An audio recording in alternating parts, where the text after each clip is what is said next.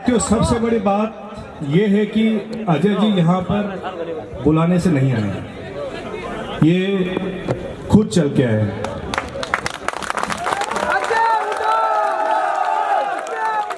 इस भूमि से इनका पहले से ही लगाव रहा है। ये 3-4 बार पहले भी जुन्नू आ चुके हैं। मेरी पहली बार मुलाकात इनसे दौरासर पंचायत में हुई थी 2018 में। साथियों, तो गीतकार संगीतकार कोई भी सेलिब्रिटी होना सामान्य बात है। उससे बड़ी बात क्या है? उससे बस बड़ी बात है सच के साथ खड़ा रहना। और आज जो अजय जी हुड्डा ने आप युवाओं के हक के साथ खड़ा होकर जो एक नज़ारा, जो एक नमूना दिया है, वो अद्भुत है। मैं अजय जी को गाड़ी में बता रहा था कि हम लोगों की समस्या क्या है। जुन्नू जिला शुरू से ही शिक्षा में अग्रणी रहा है। जुन्नू शेखावाटी राजस्थान में हो, चाहे सेना की बात करें, राजस्थान में नौकरियों की बात हो, जुन्नू का नाम सदैव अग्रणी रहा है। हमारी महिलाएं भी सरकारी नौकरियों में शुरू से आगे रही हैं। अब दिक्कत क्या हो गई है कि सरकारें जो हैं वो हमारा जो हक है वो मारने लग गई हैं। हमारे जो पेपर हैं, हमारी नौकरियां वो नीलाम करने लगी हैं। बाजारों में जैसे सब्जी, भिंडी, लौकी, टमाटर नीलाम होते हैं, बोली लगती है, वैसे पेपरों की बोली लग रही है। तो वो चीज़ जो इनको है, उनको काफ़ी पीड़ा पहुंचाई कि एक जिला है जहां पर अब कृषि का भी इतना स्कोप नहीं है। हमारे जो कुएं हैं सूखते जा रहे हैं। गरीब किसान है, आम आदमी है, उसके पास एक ही चारा है। बचपन से माँ बाप बच्चे के ऊपर सपना देखते हैं कि बड़ा उसको पढ़ा लिखा कर बड़ा आदमी बनाऊंगा, सरकारी नौकरी लगेगा, हमारे हालात सुधारेगा। पर सरकार को उस चीज से कोई लेना देना है नहीं। राजस्थान में पिछले 1-1.5 साल से जो कुछ चल रहा है वो किसी से छुपा हुआ नहीं है। साथियों, सबसे बड़ी बात है कि पढ़ा लिखा तो हमने पढ़ाई लिखाई तो करवा दी, हमारे जो स्टूडेंट हैं वो बहुत आगे हैं, पर हम जागरूक अभी भी नहीं है। अपने हक और अपने अधिकार को लेकर हम अभी भी उतने सचेत नहीं हैं। दिक्कत यहाँ शुरू हो जाती है। जब एक आम आदमी कोई अपराध करता है तो उसको सजा होती है, तो क्या एक मंत्री, मुख्यमंत्री अपराध करता है, उसको सजा नहीं होनी चाहिए? होनी चाहिए। हमारे हक पर डाका डालने का अधिकार क्या उसको है? नहीं। आप लोगों ने चुनकर उसको भेजा है और आप ही उसको, ये बात उसको समझ में आनी चाहिए। राजस्थान में जितनी भी भर्तियां हुई, ये ताकत आप लोगों की है। जब मैं अनशन पे बैठा था तो मुझे मेरे साथियों ने कहा कि क्या बेवकूफ़ी भरा काम कर रहे हो, कौन यहाँ पे गांव में पूछने वाला आपको? न मीडिया की कवरेज है, न सरकार आपकी सुनवाई कर रही है, मर जाओगे, कोई पूछने वाला नहीं है। मैंने कहा रुको भाई, हर काम को वक्त लगता है। धीरे धीरे हमारे युवा साथी जुड़ने लगे, उनको बात समझ में आई और गांव ढाणी ढाणी रैलियां निकली, कैंडल मार्च निकले। आप यकीन मानिए या ना मानिए, वो फीडबैक सरकार के पास पहुंचता है। वो फीडबैक जो सरकार के पास पहुंचा, उसी की वजह से सरकार ने घुटने टिकाए हैं। और अब हमको पूरी तरह घुटने टिकवाने हैं सरकार के, क्योंकि वो मुजरिम हैं, हमारे हक, हमारे अरमानों के सौदागर हैं। इसीलिए हम सीबीआई इंक्वायरी की मांग कर रहे हैं। आप भूल जाओगे, आने वाली पीढ़ियां आपको गालियां देंगी, कोसेंगी कि उस टाइम में ऐसे कोई मांग उठी थी सीबीआई इंक्वायरी की। राजस्थान में अपोजिशन ने, स्टूडेंट के ग्रुप्स ने, सारे संगठनों ने एक साथ एक आवाज में सीबीआई इंक्वायरी की मांग करी, पर हम लोग उसमें एक्टिव रूप से शामिल नहीं हुए, इसलिए सरकार ने सीबीआई इंक्वायरी नहीं मानी। ये अफसोस आप लोग भी करोगे और आने वाली पीढ़ियां भी हमको कोसेंगी।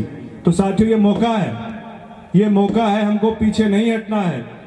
जो सच में जिम्मेदार हैं उनको जेल में जाना ही होगा, चाहे वो मंत्री हो, चाहे ब्यूरोक्रेट्स हो, चाहे राजस्थान के मुखिया हो।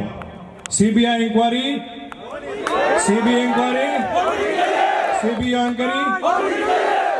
केवल रिट परीक्षा की सीबीआई इंक्वायरी हो जाती है तो सारे पीछे के काले चिट्ठे इनके खुल जाएंगे, सारे चिट्ठे खुल जाएंगे। क्यों भाग रहे हैं सीबीआई इंक्वायरी से? ये पहले भी हुई है, एक मर्डर केस होता है उसमें सीबीआई इंक्वायरी हो जाती है। भंवरी देवी केस में हुई कि नहीं हुई? एक मर्डर केस में। प्रजापति केस में हुई कि नहीं हुई? एक मर्डर केस में।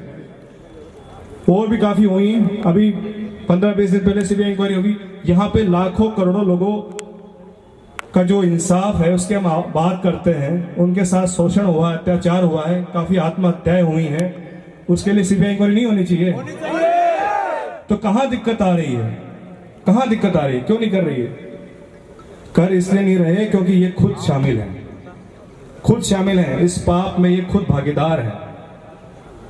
तो ये डेमोक्रेसी है साहब, लोकतंत्र है। यहाँ जनता जो चाहेगी वो होगा, आप जो चाहोगे वो नहीं होने वाला। तो मैं आपसे फिर आह्वान करता हूं, ये लोग शुरू से दबाने की कोशिश कर रहे हैं। जयपुर शहीद स्मारक में जो हुआ, कॉलर पकड़ के एक सैनिक की जिस तरह से खींच के ले गए, वो आप लोगों ने नजारा देखा होगा। वो सजा थी इनके खिलाफ आवाज उठाने की, गलत के खिलाफ बोलने की। उसके बाद में गांव में धरना दिया, गांव से उठा लाए, महिलाओं के साथ कोई खास सम्मान नहीं किया, धक्का मुक्की करी, टेंट उखाड़ लिए। एक छोटा सा गांव जिसकी आबादी 200 भी नहीं है, वो गांव कहां राजस्थान के मुख्यमंत्री हैं, उनको तकलीफ दे रहा था। इतनी बड़ी मशीनरी, इतनी बड़ी ताकत, एक छोटा सा गांव कहां दिक्कत दे रहा था इनको? दिक्कत ये दे रहा था कि सच की आवाज उठा रहा था और इनको ये डर था कि चिंगारी कहीं आग नहीं बन जाए। पर ये चिंगारी तो आग बन चुकी है। तो लगातार कितना ही दबाने की कोशिश करें, कितना ही झुकाने की कोशिश करें, हम न दबेंगे, न झुकेंगे, न समझौता करेंगे। चाहे रैंक के जाना पड़े पर मंजिल तक जरूर पहुंचेंगे।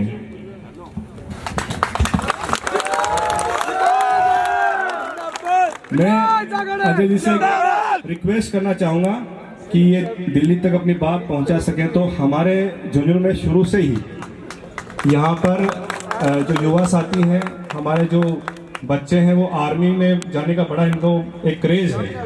देश सेवा के लिए मर मिटना इनके खून में है। तो यहाँ पे भर्तियां रुकी हुई हैं 2-2.5 साल से। तो वो यदि अपनी बात वहां तक पहुंचा दें तो हमारे युवा जो हैं उनकी उम्र निकलती जा रही है। तो सेना भर्ती जो है झुंझुनू में खुली रैली नहीं हो रही यहाँ पे, तो अपनी बात पहुंचा सके तो मैं इनसे रिक्वेस्ट करूंगा।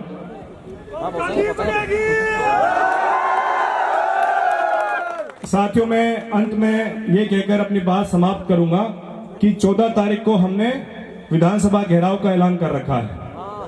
तो ये जो संख्या है ये कुछ भी नहीं है। आप विधानसभा घेराव का जो नजारा देखोगे, राजस्थान के प्रत्येक जिले से बड़ी संख्या में युवा वहां पर पहुंच रहे हैं। और मैं ये चाहता हूं कि झुंझुनू के युवा हैं वो सबसे ज्यादा संख्या में वहां पे रहें। कोई ये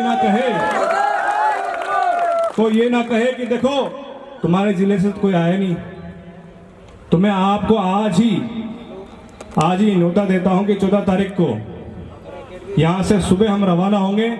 सीकर होते हुए काफिला विधानसभा पहुंचेगा और इन चोरों ने, जिन्होंने हमारे हक पे डाका डाला है, इनको घेर कर और 14 तारीख को जो पुलवामा अटैक हुआ था, सीआरपीएफ के काफिले पे पुलवामा में अटैक हुआ था, 40 जवान हमारे शहीद हुए थे।